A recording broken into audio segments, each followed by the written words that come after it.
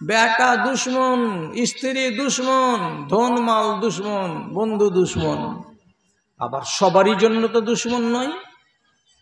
আমি আপনাকে দেখাচ্ছি, কি দেখাচ্ছি, একটা লোকের নাম বলছি, তার নাম আব্দুর রহমান বিন আউফ।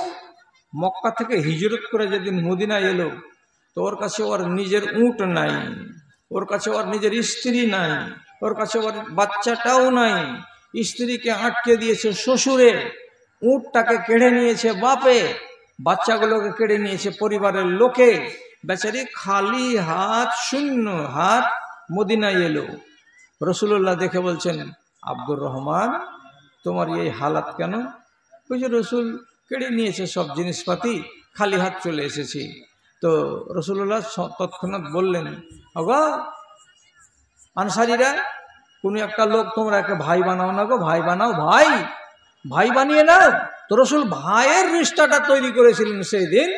তো ভাই বানাবে কে? তো সাদ বিন রাবি বলে একজন লোক, ও এসে বলছে, হুজুর আপনি আমাকে একে দিয়ে দেন, এটা আমার ভাই।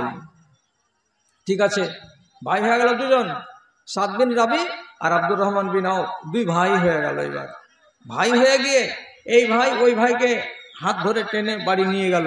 আর যাওয়ার পরে দুটা স্ত্রী আছে সাদ বিন রাবির, সামনে এনে দিয়ে বলছে, এটা আমার আজ্ঞার স্ত্রী বড়, আর এটা পরে বিয়ে করেছি, ওদের মুখ খোলা আছে, বন্ধু এবং আমার ভাই, আমার দুটা বিবিকে দেখো চোখ তাকিয়ে, কোনটা তোমাকে বেশি সুন্দর লাগছে, আমি ওইটাকে তালাক দিয়ে দিব, তারপরে ইদ্যত পার হবে, তুমি ওকে বিয়ে করে নিবে, আমারও একটা বউ থাকবে, তোমারও একটা বউ থাকবে, আমি হলাম তোমার ভাই, তুমি হলে আমার ভাই।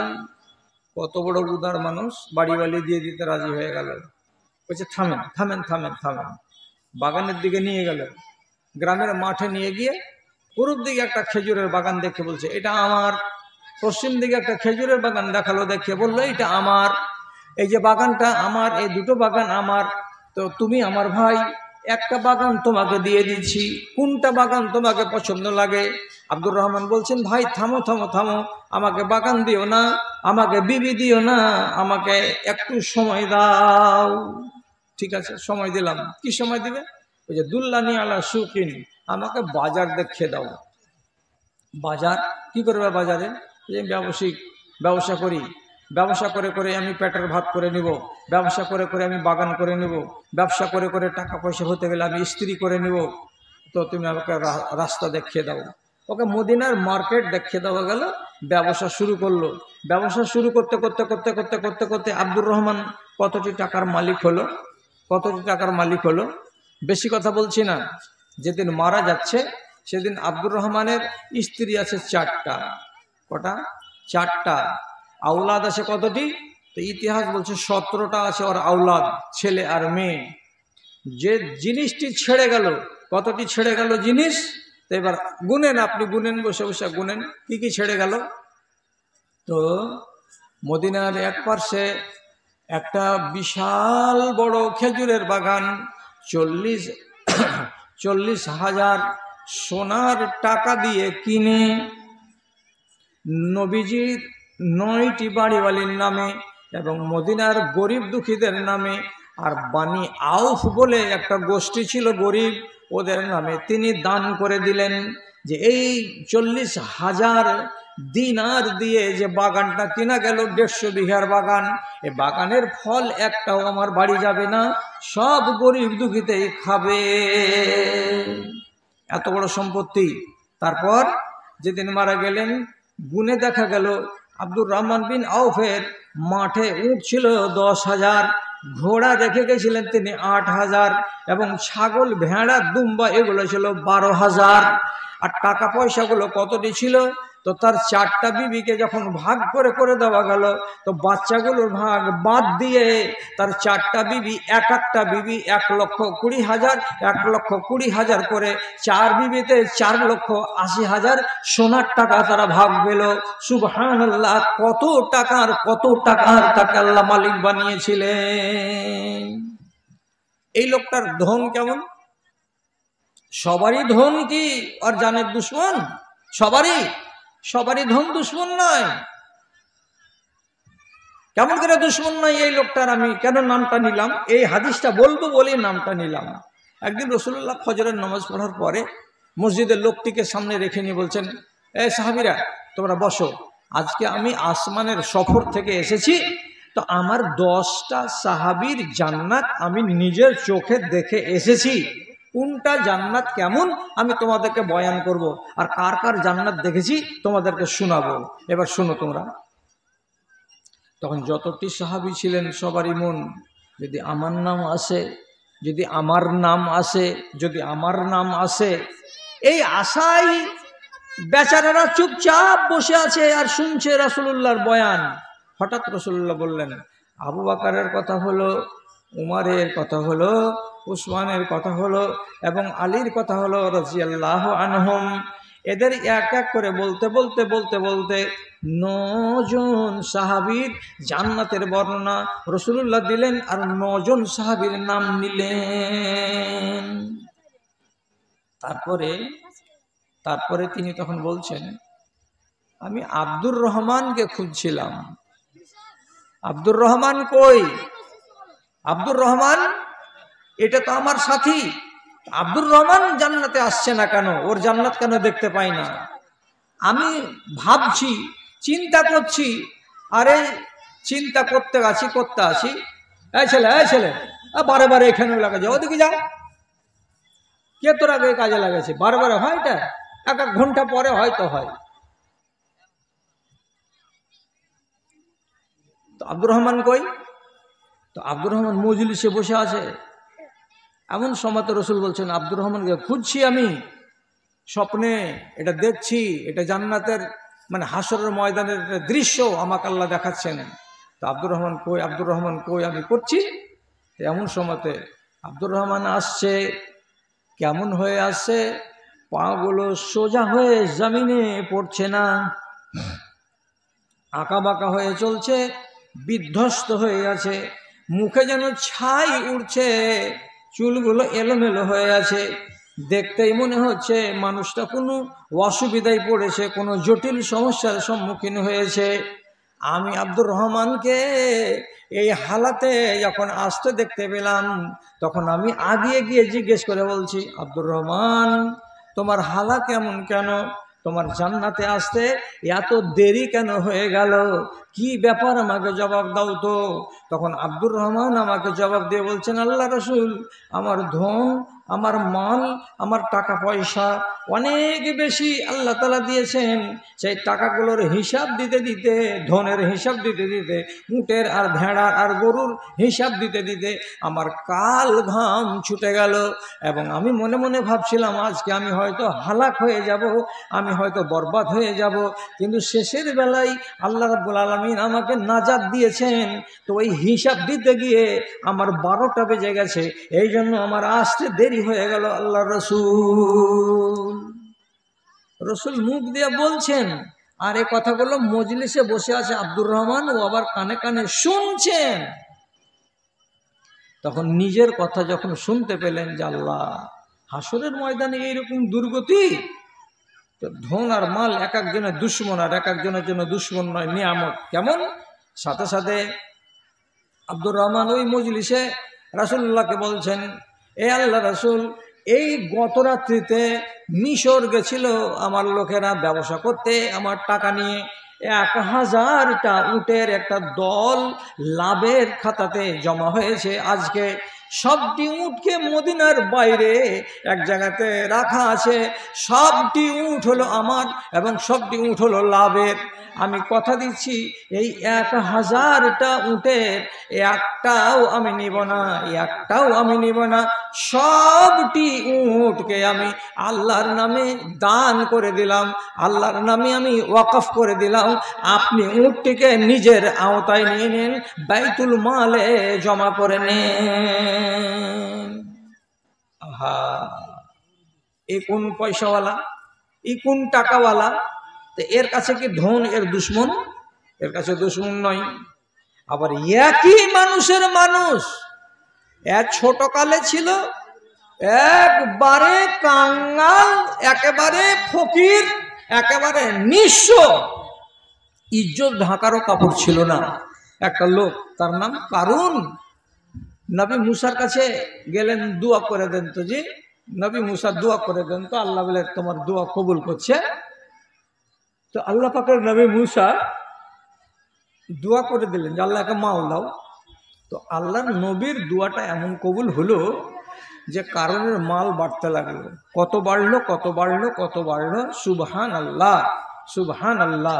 কোরআন মাজিদে আল্লাহ তাআলা বলছেন কারণের গোডাউন কত ছিল তো আন্দাজ করো। এই গ্রামের লোকেরা গোডাউনে মাল কতটি আছে বলা যাবে না, শুধু আইডিয়া করো তোমরা। ওর গোডাউনে যতগুলো তালা ছিল, তালার চাবিগুলো কতটি ছিল। তো আল্লাহ তাআলা কোরআনে বলছেন এক জামাত কতটিতে হয়, তো 15, 20, 30, 40টা এরকম নওজওয়ান তরতাজা হাট্টা কাট্টা নওজওয়ান 20টা 25টা ছেলে শুধু কারণের গোডাউনের তালার চাবিগুলোকে ঘাড়ে করে বহন করে নিয়ে বেড়াতো। কত চাবি, কত চাবি, তো চাবি কত তো আন্দাজ করেন যে 20টা ছেলে শুধু চাবি বহে নিয়ে বেড়াচ্ছে। তাহলে তালা কতটি আছে, আর তালা যদি এতটি হয় তো গোডাউন ঘর কতটি আছে, আর গোডাউন ঘর যদি এতটি হয় তো কতটি মাল আছে। এত মাল, এত মাল, ধন আর ধন, টাকা আর টাকা, সোনা আর সোনা, চাঁদি আর চাঁদি, চারিদিকে উট আর গরু আর বাছুর আর ছাগল আর ভেড়া, পালকে পাল ভর্তি হয়ে আছে। কার? তো এই কারণে। একদিন নবী মুসা পাঠালেন কারণের কাছে, যে খালি একটা কথা বললেন, ও হাসান এলাম না সে কামা আহসান আল্লাহ ইলাইকা, আল্লাহ তাআলা তোমার উপরে যেমন দয়া করেছেন তেমনি তুমিও কিছু গরিব মানুষের নামে দয়া করো। তার মানে কি, কিছু গরিব গুরবাকে দাও, কিছু দাও গরিবের নামে। এত ধন, এত মাল।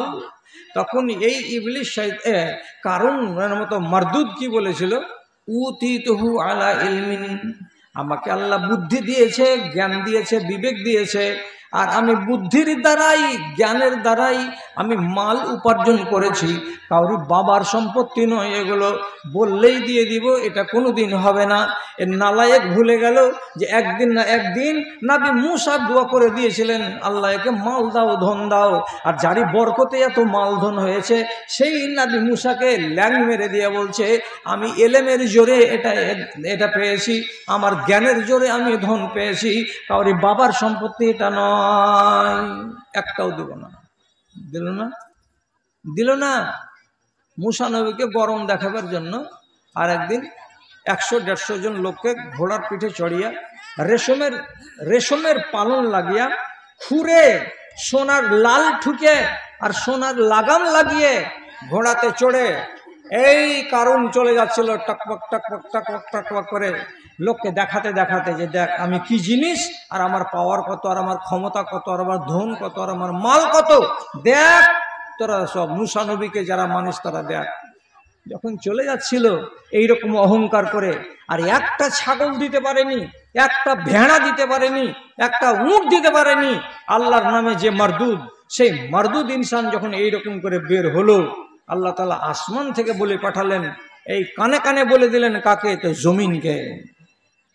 কি বলছে কোরআন, খাসাবনা বিহি ওয়া বিদারিহি, আল্লাহ বলেন জমিন ফেটে যাও, এর মতো জল্লাদকে বাইরে রাখা যাবে না। কোটি কোটি টাকার মালিক, বিলিয়ন বিলিয়ন টাকার মালিক, আর হাজার হাজার উটের মালিক আর ভেড়ার মালিক, একটা কানা কড়ি কোনো ফকিরকে দেয় না যে হারামখোর, এর মতো মানুষটাকে বাঁচিয়ে রাখা যাবে না। তুমি বুকটাকে চিরে দাও, ভিতরে ভরে নাও। আল্লাহর হুকুম হয়ে গেল, জমিন ফেটে গেল।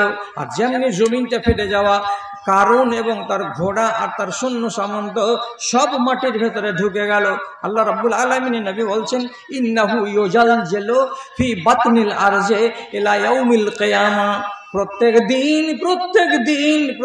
দিন কারণ আল্লাহর জমিনে 1 হাত করে, 1.5 হাত করে, 2 হাত করে ঢুকতেই আছে, ঢুকেই যাচ্ছে জমিনের ভেতরে, ঢুকেই যাচ্ছে। যেদিন কিয়ামত কাছে আসবে সেদিন জমিন ফুঁড়ে কারণের পা বের হবে একদিন, আর সেদিন জানতে পারা যাবে যে হ্যাঁ দুনিয়া আর থাকবে না। কিয়ামত না আসার আগে পর্যন্ত আল্লাহ তাআলার কত বড় আযাব পড়েছে যে জমিনের ভেতরে ঢুকেই যাচ্ছে ঢুকেই যাচ্ছে ঢুকেই যাচ্ছে। এই মানুষটার জন্য আপনি ওর মালটার দিকে তাকান তো, এটা এই মালগুলো ওর জন্য দুশ্মন নয়? দুশ্মন? তা আপনার মাল আপনার জন্য দুশ্মন না হয়, কেমন দুশ্মন না হয়? এই যে ওসর আটকে দিলেন, তা আপনার মাল আপনার দুশ্মন হয়ে গেল। হাতে পলা আর গলাতে হার আপনি আপনার স্ত্রীকে দিয়ে রেখেছেন, আর 87 গ্রাম ওজনের সোনা আপনার স্ত্রীর নামে আছে জমা, আপনি যাকাত বের করলেন না, আর বহাল তবিয়তে ঘুরে বেড়াচ্ছেন।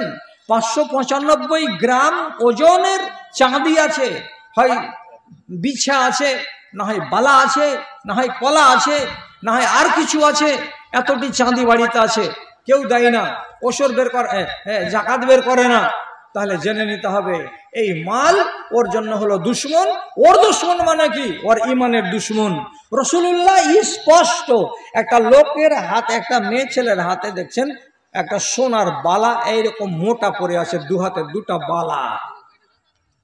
রাসূলকে দেখে বলছেন, আদাই তাহাক্কাহুমা, এই মেয়ে লোক, তুমি যে পলা দুটা হাতে পরে আছো মোটা মোটা, এই পলা দুটার কি হক আদায় করেছো? কি কি রসুল, কি রসুল, কি হক আদায় করবো? যাকাত দিয়েছ? থতমত খেয়ে চুপচাপ দাঁড়িয়ে আছে, জি না, না যাকাত দিইনি।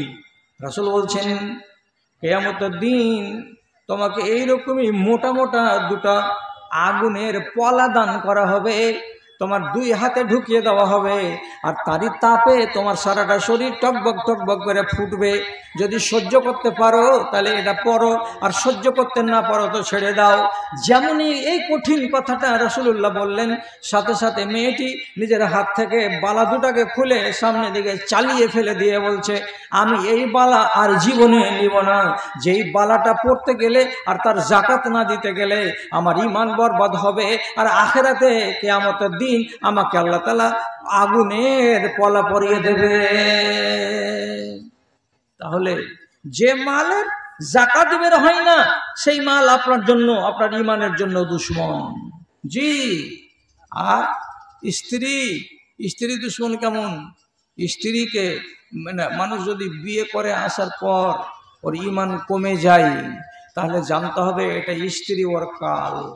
আর বিয়ে করার আগে কোনো ছেলে যদি ঈমান, ধর্ম, নমাজ রোজা ঠিক থাকে, আর শাদী বিবাহ করার পরে যদি তার ঈমান, ধর্ম, নমাজ রোজা কমে যায়, তাহলে জেনে নিতে হবে ও স্ত্রী ওর জন্য কাল। কে কমালো? নমাজ কমলো কেন? রোজা কমলো কেন? মসজিদের রাইট টাইমে আসা কমলো কেন? জানতে হবে বিবির চক্করে পড়েছে, আর বিবির চক্করে পড়ার কারণে মাঝে মাঝে নমাজ ছুটেও যাচ্ছে, জামাত ছুটেও যাচ্ছে। এ করতে করতে আস্তে আস্তে ছেলেটা আরো বেয়াড়া হয়ে যাবে। এই জন্য আল্লাহ পাকের নবী বলছেন, স্ত্রী, আল্লাহ বলছেন কোরআনে, তোমাদের কিছু কিছু লোকের জন্য স্ত্রী হলো তোমাদের জানের দুশ্মন, ঈমানের দুশ্মন। স্ত্রী থেকে সাবধান।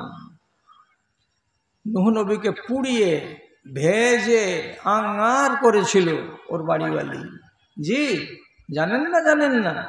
নবীর বাড়িওয়ালি, অথচ নবীকে জ্বালিয়ে পুড়িয়ে খেয়েছে সারা সারা জীবন ধরে। আরেকটা নবী, তার নাম লূত।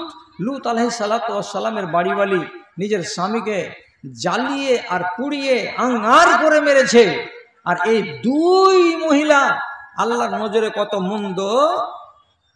তো আল্লাহ তাআলা কোরআনে বলছেন, ফাকানাতা তাহাতা আবদাইনে মিন ইবাদিনা সালিহিনে ফাখানাতাহুমা, এই 2টো মেয়ে ছেলে আমার 2টা দিনদার বান্দার বাড়িওয়ালি হিসাবে দুনিয়াতে ছিল।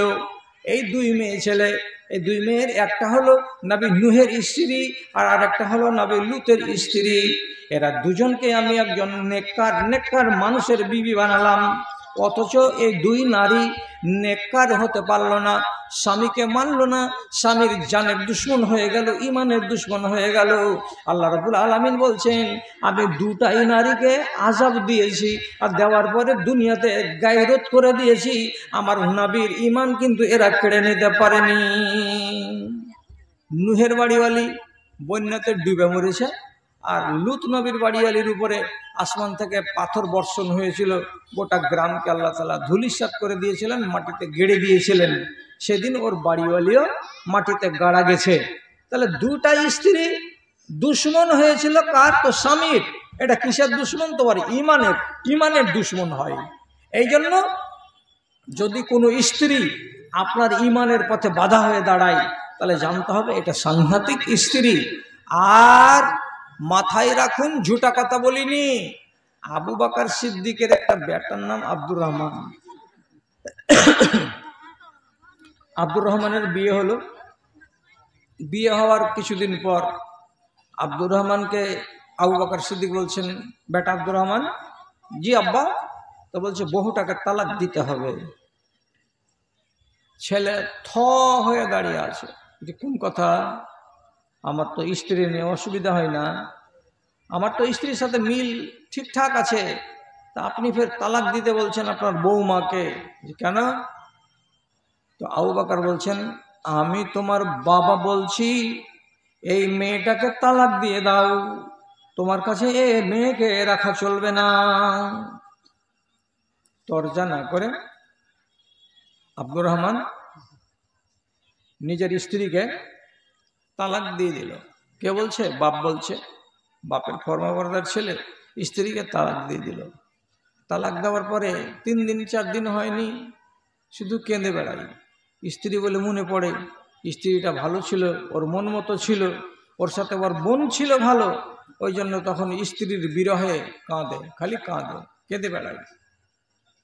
আবু বকর বলছে নিজের স্ত্রীকে, হ্যাঁ গো আব্দুর রহমান এমন এত ঝিমধরা ভাব কেন? এইরকম হয়ে কেন চলে চলে বেড়াচ্ছে? তো মা বলছে যে বহুটা হাঁকে দিয়েছো, তালাক দিয়ে দিয়েছো, তো ছেলের খুব মন পছন্দ বউ ছিল, তো এই জন্য ছেলেটা শুধু বউয়ের জন্য কেঁদে বেড়াচ্ছে। তো লোকেরাও শুনলো, বউয়ের নাম করে করে শুধু গুনগুন করে বেড়াচ্ছে। তো শেষে আবু বকর বলছেন, দয়া হয়ে গেল মনে। 15-20 দিন পরে বলছেন, বাবা আব্দুর রহমান, তুমি ওই বউটাকে ঘুরিয়ে নাও, বাবা ঘুরিয়ে নাও। তো তালাক দেওয়ার পরে 90 দিনের মধ্যে যদি কেউ স্ত্রীকে ফেরত করে তো ফেরত হয়ে যাবে। তো আবু বকর বললেন, স্ত্রীকে ফেরত করে নাও। তো ফেরত করে নিয়ে এসে আবার মুখে হাসি ফুটলো, আবার জীবনটা স্বাভাবিক হলো। এখন জিজ্ঞাসা হলো যে তিনি কেন বললেন নিজের ছেলেকে যে বিবিটিকে তালাক দিয়ে দাও, কারণটা কি? তো কারণ হিসাবে দেখা গেছে এই যে আবু বকর বলছেন, আমি চোখে দেখেছি আমার ছেলে আব্দুর রহমানের ঈমান এত তাজা, যেই ছেলেটার বিয়ে দেওয়ার আগে আমি ঈমান যতটা তাজা দেখেছি, বিয়ে দেওয়ার পরে তার ঈমানে বাটা দেখতে পেয়েছি। বাটা মানে কি? মসজিদে বেশিক্ষণ থাকে না, রাইট টাইমে মসজিদে যায় না, আবার কোনোদিন নমাজ কাজা হয়ে যায়, কোনো দিন মসজিদে যায় তো জোহরের 4 রাকাতের জায়গায় 2 রাকাত পায়, 2 রাকাত পায় না, জামাত থেকে খারিজ হয়ে যায়। তাহলে বোঝা যাচ্ছে কি আব্দুর রহমান আমার বৌমার চক্করে পড়েছে, গল্প করছে দিনের বেলায় ফুসুর করে, আর ওর কাছ থেকে উঠে আসতে পারে না, নামাজের টাইম হয়ে যাচ্ছে। তার মানে এই বৌমাটা আমার বেটা আব্দুর রহমানের ঈমানের পথে দুশ্মন হয়ে দাঁড়িয়েছে, কাঁটা হয়ে দাঁড়িয়েছে। তার জন্য আমার ছেলের ঈমান যেন নষ্ট না হয়ে যায়, আমি বলেছিলাম আমার বেটাকে বউটাকে তালাক দিয়ে দাও। তাহলে আজকের দিনেও যদি কোনো ছেলের বিয়ের পরে ওর স্ত্রী নিজের স্বামীকে গলত পথের পথিক বানিয়ে দেয়, তাহলে ওই স্ত্রীকে রাখা যাবে না। আমি বলছি এ কথাটা, আর বলিনি যে বাগিলা গ্রামের লোক সব জলদি খাতাতে নাম লেখাও, কে কে নিজের বাড়িওয়ালিকে ছাড়বা, ওইটা আমি বলিনি। আমি শুধু বলছি যে আপনার ঈমানের জন্য যদি চ্যালেঞ্জ হয়ে যায় তাহলে এইরকম স্ত্রীকে রাখা চলবে না। ধরুন আপনার চেহারাতে সুন্দর দাড়ি আছে, ছিমছিম করে ছোট ছোট করে দাড়িগুলো রেখেছেন, নৌজওয়ান ছেলে, দেখতে খুব সুন্দর লাগছে, 5 ওয়াক্তের নামাজি। স্ত্রী বিয়ে হয়ে আসার পর থেকে বারে বারে কানের কাছে ঘিন ঘিন করছে, আর বলছে জোয়ান ছেলে, দাড়ি খেয়েছে বুড়া মানুষের মতন করে, মুখখানকে চিকন করতে পারো না, দাড়ি কেটে দাও। ছেলে একবার বলছে, এটা সুন্নাত, আমি আজ যতদিন থেকে দাড়ি হয়েছে আমি কখনো দাড়ি কাটিনি, আর আজকে দাড়ি কাটতে বলছো? একবার হল, फिर একদিন দুদিন পরে স্ত্রী যাক আর নিজের স্বামী प्यार मोहब्बत करते करते करते करते एमনি করে मुखे हाथ দিয়ে खाली जंगल जंगल लागছে দেখে हाँ केटे दाओ तो वो यदि ओर पाछे जम लगा हुए लेगे थाके दाढ़ी काटो करे तो कि करबे बेचारी निजेर स्त्रीर कथा पड़े चक्करे पड़े और एकदिन दाढ़ीटिके केटे दिएछे। यदि आपनार स्त्री আপনাকে এরকম অন্যায় কাজ করায় যেটা ইসলাম সাপোর্ট করে না, তাহলে জানতে হবে এটা আমার ইমানের দুশমন। এই স্ত্রী আমাকে বাঁচিয়ে রাখবে বটে, কিন্তু আমার ইমানের সত্যানাশ করে রেখে দেবে। আর রাগ করতে হবে না। কিছু লোক জাহান্নামে যাবে নিজের কর্মদোষে, আর কিছু লোক জাহান্নামে যাবে নিজের স্ত্রীর কর্মদোষে। কি বুঝলেন? কেউ যাবে নিজের কর্মদোষে, আর কিছু কিছু লোক জাহান্নামে যাবে তার স্ত্রীর কর্মদোষে। আপনি বলবেন আমার স্ত্রীর কর্মদোষে ও যাবে জাহান্নামে, আমি কেন জাহান্নামে যাব? কেন যাবেন? তার মানে হলো এটাই, আপনি এমন একজন লোক যে আপনার স্ত্রীর উপরে আপনার শাসন নাই। কেমন শাসন নাই? উত্তর পাড়ায় বিয়ে লাগলো, আপনার স্ত্রী বলছে সাজগোজ করে বেরিয়ে যাচ্ছে বাড়ি থেকে। কোথায় যাবা? বলছে অমুকের বাড়ি যাবো, বিয়ে লেগেছে। তো তোমার কে হলো, তুমি যাবে কেন? আপনি নিষেধ করলেন, নিষেধ মানলো না। যখন নিষেধ মানলো না চলে গেল, তাহলে আপনি কিসের পুরুষ? গলি ঝাড় দিচ্ছে আপনার স্ত্রী, আর মসজিদের মাইকে আজান পড়ছে হাইয়া আলাল ফালাহ। আপনি জোরে বলছেন এই রহিমার মা শুনতে পাইছি না যে আজান পড়ছে? ঝাড় দেওয়া ছাড়, বাড়ি যা, তাড়াতাড়ি গোসল কর, নমাজের টাইম হয়ে গেছে, নমাজ পড়। আপনার স্ত্রী বলছে ভেদ ভেদ করিও না, তুমি আপনার নিজের কাজে যাও, আমি গলি ঝাড় দিব, দিয়ে তখন আর কিছু করব। গলি ঝাড় দিতে লাগলো 20 মিনিট, মসজিদে জামাত শেষ, তারপরে এলো গোসল পাসল করলো, করে খানা টানা খেলো, তখন বেলা 2:30। বলছে একটু গা গড়া না দিলে ফের আসরের পরে ধান ঝাড়বো কেমন করে? নমাজ গেল রসতলে, জোহরের পড়লো না। আপনি বলেছিলেন, আপনার কথাকে মানেনি, তো না মানা স্ত্রী গার জোরে আপনার বাড়িতে অধর্ম করবে, আর আপনি ওকে কিছুই করতে পারবেন না, তো রাগ করতে হবে না বাপজান ভাইজান। এইরকম পুরুষকে আল্লাহ রাব্বুল আলামিনের নবী বলেছেন, একে বলা হয় আরবি ভাষাতে দাইয়ুস। দাইয়ুস কাকে বলে? আল্লাযী ইউকিরু ফি আহলিহি আল খুবসা, যেই মানুষটা নিজের স্ত্রীর বদ চলনগুলোকে নীরব হয়ে সব হজম করে নিবে। যেমন দেশে ভাড়ুয়াগুলো হয়, আমার স্ত্রী এরকম নাঙ্গা, হয়ে গিয়া তোমার স্ত্রীকে লোকেরা দেখছে, দেখুক গা, ক্ষয় হয়ে যাবে নাকি? তোমার স্ত্রী অমুকের বেটার সঙ্গে গল্প করছে, করুক গা, গল্প করাতে কি হবে? যতটা বুড়াই করছে স্ত্রী, একটাও আপনার গায়ে তীর লাগা হয়ে লাগে না। আপনি গা সওয়া করে নিয়েছেন, তাহলে জেনে নিতে হবে আল্লাহ তাআলা আপনাকে হাকিম বানিয়ে রাখেনি, আপনাকে গোলাম বানিয়ে দিয়েছে। আর এই গোলামের আরবি নাম হলো দাইয়ুস। কপালে লেখা থাকবে, যেমন গরুর পেছন দিকে অনেকগুলো কলকি পুড়িয়ে দাগ লাগানো থাকে, মিটাই না, ওই রকম আপনার কপালে দাগ লাগা থাকবে কি দাইয়ুস। এই লোকটা ছিল নিজের স্ত্রীর জরুর গোলাম, হারাম কাজ করেছে তবুও নীরব থেকেছে এই মানুষ। আল্লাহ তাআলা বলছেন দাইয়ুসের উপরে আমার জান্নাত হারাম। তো একগুলো মানুষ গেল জাহান্নামে, কার দোষে? নিজের স্ত্রীর কর্মদোষে। আর একগুলো মানুষ গেল নিজের কর্মদোষে। এই জন্য স্ত্রী অনেক আছে দুনিয়াতে, আপনার ইমানের দুশমন। জি হ্যাঁ, দোয়া করতে বলেছেন রাসূলুল্লাহ, মানো তো মানো আর না হয় পা দিয়া সানো। রাসূলুল্লাহ দোয়া করতে বলেছেন আপনাকে, আমি শিখাচ্ছি। আপনি যদি আরবিতে না পারেন তো বাংলাতেও তো জীবনে কোনোদিন মসজিদের নামাজের পরে বলতে পারবেন একবার বাংলাতে। রাসূল দোয়া করছেন কি বলে? আল্লাহুম্মা ইন্নী আউযু বিকা মিন জারিস সুয়ে ওয়া মিন যাওজিন ইউশাইয়িবুনি ক্বাবলাল মাশিবে ওয়া মিন ওয়ালাদিন ইয়াকুনু লি রাব্বা।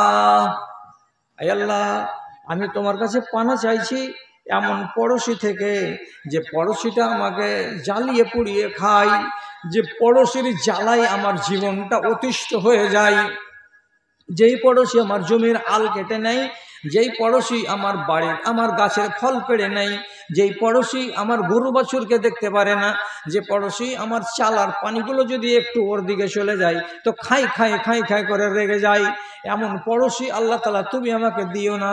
আমি তোমার কাছে পানা চাইছি। আর একটা পানা চাইছি কিসে থেকে? এই আল্লাহ তাআলা তুমি আমাকে এমন স্ত্রী দিও না যেই স্ত্রীটা আমার বুড়া হওয়ার আগেই আমাকে বুড়া বানিয়ে দেয়, আমার চুল পাকার আগেই আমার স্ত্রী আমার চুল পাকিয়ে দেয়। তার মানে কি, স্ত্রী যদি বদমাশ হয়ে যায় তাহলে ওর দুশ্চিন্তা আপনাকে এতটাই গ্রাস করে নেবে, স্ত্রীর জ্বালা আর যন্ত্রণাতে আপনার মগজ গরম হয়ে যাবে, হাইপার টেনশন হয়ে যাবে। আর যদি টেনশন বেশি হয়ে যায় তো 40 বছর হওয়ার আগে আগে মাথার চুল জায়গা জায়গা পেকে যাবে, মোচ পেকে যাবে, দাড়ি পেকে যাবে। তার মানে কি, সময়ের আগেই চুল পেকে গেল। কে পাকালো? তো আমার জালিম স্ত্রী পাকালো। এই জন্য রসুল বলছেন, এই আল্লাহ তুমি আমাকে এমন স্ত্রী দিও না যে স্ত্রী আমার চুল পাকার বয়স হবার আগে আগেই সে আমার চুলকে পাকিয়ে দেয়। কি বুঝছেন? স্ত্রী যদি ওইরকম হয়ে যায় তো আপনার চুলকে 30 বছর টপকিতে টপকিতে পাকিয়া সাদা করে দিবে। এমন জিনিস এটা। রসুল এমনি দোয়া করেছেন। আর তারপরে আবার বলছেন, আল্লাহ এমন ছেলে থেকে আমি তোমার কাছে পানা চাইছি যেই ছেলেটা বড় হওয়ার পরে আমার সে মালিক হয়ে যাবে আর আমি তার চাকর হয়ে যাব। যেই ছেলেটা আমার নিজের বেটা, অথচ বড় হওয়ার পর ছেলেটা নিজে বলবে আমি হলাম সব আর তুমি হলে আমার অধীনে, আমার কথা মতো সংসার চলবে, তোমার একটাও কথা মানা যাবে না। তাহলে আমার ছেলে আমার মালিক হয়ে যাবে, আমার রব হয়ে যাবে, আর আমি তার চাকর হয়ে যাব, আমি তার গোলাম হয়ে যাব। এমন ছেলে আল্লাহ তাআলা তুমি আমাকে দিও না। জি, কষ্ট করে জমি উপজেছেন, ফসল পানি উপজিছে, বাড়ি আসছে, আপনি পাইকারকে বলছেন কত করে ধান? 2200 টাকা কুইন্টাল। এবার বাড়ি এসে তখন গিন্নিকে বললেন, ওটি ধান বেচে দিতে হবে রে, ধান দাম ভালো পাওয়া গেছে, তো সেটি ধানগুলা বেচে দিই। তো ধান বেচার নাম শুনে তখন বলছে, তোমার বেটা আসু। বাড়ি এসছে বড় বেটা। তোর মা বলছে, মহবুল রে, তোর বাপ ধান বেচবে, 20 কুইন্টাল ধান গালা 2200 টাকা করে দাম হয়েছে, তো ভালো দাম পাওয়া গেছে, বেচে দিতে হবে। তো বেচে দেওয়ার কথাটা যেমনি শুনেছে বেটাতে, তখন আংনাতে দাঁড়িয়ে দাঁড়িয়ে বাপের দিকে আঙুল তুলে বলছে, তুই কি বুঝিস? তোর কতখানি দুনিয়া করে ঢং আছে? হ্যাঁ, তোকে কে পাইট করেছে ধান বেচতে? ওগুলা তোকে ভাবতে হবে না, কখন বেচবো আর কখন বেচবো না ওগুলা আমি সব দেখে নেবো। তুই খবরদার ওগুলা তোর নাক গলাতে যাবি না। এমন শাসানি বাপকে দিল, তো শাসানি খেয়ে বাপ লাচার হয়ে বলছে যে দেখে মনে হয়েছে কি যে ওইটাই আমার বাপ আর আমি ওর বেটা। আমি ওর বাপ নই, ওইটা আমার বেটা নয়, উল্টা হয়ে গেছে। আমি হয়ে গেছি তার কি বেটা, আর ও হয়ে গেছে আমার বাপ। তো তাহলে এইরকম যদি বেটা হয়ে যায় তাহলে আপনি আল্লাহর কাছে দোয়া চাইবেন না? দরকার পড়লে এই ছেলেটাকে আলাদা করে দিতে হবে, এক জায়গাতে রাখতে হবে না। দরকার পড়লে এমন ছেলে যদি কি হয়ে যায় আপনার ইমানের জন্য দুশ্মন হয়ে যায়, ওকে ছেলে থেকে দাবি উঠিয়ে দিতে হবে যেটা আমার ছেলেই নয়। আপনি বলছেন বেশি হয়ে গেল মনি সাহেব, বেশি হয়ে গেল। আমি বেশি হয়ে গেল বলছি? 900 বছর ধরে বুঝিয়ে নিজের বেটা কেনানকে নবী নূহ আল্লাহ মানাইতে পারেনি, আল্লাহ মানাইতে পারেনি, নিজের বাপকে নবী বলে মানেনি। কে তো বেটা? যখন বন্যা চলে এলো, ডুবতে শুরু করলো চারিদিক ময়দান, তো ছেলে যখন সাঁতার দিচ্ছে তখন নবী নূহ বলেছিলেন আল্লাহকে, আল্লাহ গো, এটা আমার ছেলে, এটা আমার বেটা, আমার চোখের সামনে ডুবে যাচ্ছে আমার বেটা, আর আমি দেখব? এটা হবে না আল্লাহ। আমার ছেলের হাত ধরে আমি নৌকাতে তুলে নিব, না হলে আমার ছেলে মরে যাবে, ডুবে যাবে। তো নিজের ছেলেকে কি বলছে? এটা আমার আহাল, এটা আমার বেটা। আল্লাহ তাআলা আসমান থেকে বলে পাঠালেন, নূহ ইন্নাহু লাইসা মিন আহলিক, এমন ছেলেকে বেটা বলে দাবি করিও না, এটা তোমার বেটা নয়, এটা তোমার বেটা হতে পারে না। কেন যে 900 বছর বুঝালে তারপরে তোমাকে নবী বলে মানে না, আমাকে আল্লাহ বলে মানে না, এমন জালিম ছেলেটা তোমার ইমানের দুশমন, আর তাকে তুমি বলছো এটা আমার বেটা, এটা তোমার বেটা নয়, একে বেটা থেকে বাদ দাও। আর যেমনই এ কথাটা আল্লাহ তাআলা বললেন আসমান থেকে, তখনই সাথে সাথে নবী নূহ বলছেন কি, আউযু বিকা আন আদু মা লাইসা লি বিহি মিন ইলম, হে আল্লাহ আমি তোমার কাছে পানা চাইছি, আল্লাহ আমাকে মাফ দাও, আল্লাহ তুমি আমার ভুল হয়ে থাকলে ক্ষমা করে দাও। যেটা জিনিস চাইতে হবে না সেই জিনিসটা আমি চেয়ে নিয়েছি তোমার কাছে, মানে এটা আমার ছেলে হলো বলে আমি আমার ছেলেকে বাঁচাতে চেয়েছিলাম, এটা আমার উচিত কাজ হয়নি, তার জন্য আমার ভুল হয়েছে, আল্লাহ তুমি আমাকে মাফ দাও, আল্লাহ তুমি আমাকে ক্ষমা করে দাও। আল্লাহ তাআলা কাছে ক্ষমা চেয়ে নিলেন। আল্লাহ আর আমি বেটা বলবো না, এই বেটাই নয়, বেটার বাচ্চাও নয়। তাহলে ঈমানের পথে বাধা হওয়ার কারণে নবী নূহ আলাইহিস সালাতু ওয়াস সালাম নিজের বেটাকে খারিজ করে দিয়েছেন, বেটা বলে মানেননি, এবং সেই দিন ডুবে মারা গেছে কেনান, আর বাকি 3 বেটা বেঁচে ছিল। আর ওই বাড়িওয়ালিও সেই দিন ডুবে মারা গেছে, যেই বাড়িওয়ালি নবী নূহকে জ্বালিয়ে পুড়িয়ে খেয়েছিল। দাদারা আমার, মজলিসটা হলো আজকের প্রথম থেকে নিয়ে আমি আসি তখন পর্যন্ত মোটামুটি সমাগম ভালো ছিল। এখন রাত্রি 12:15, এই 12:15 হতে গিয়ে আপনারা মজলিসকে খালি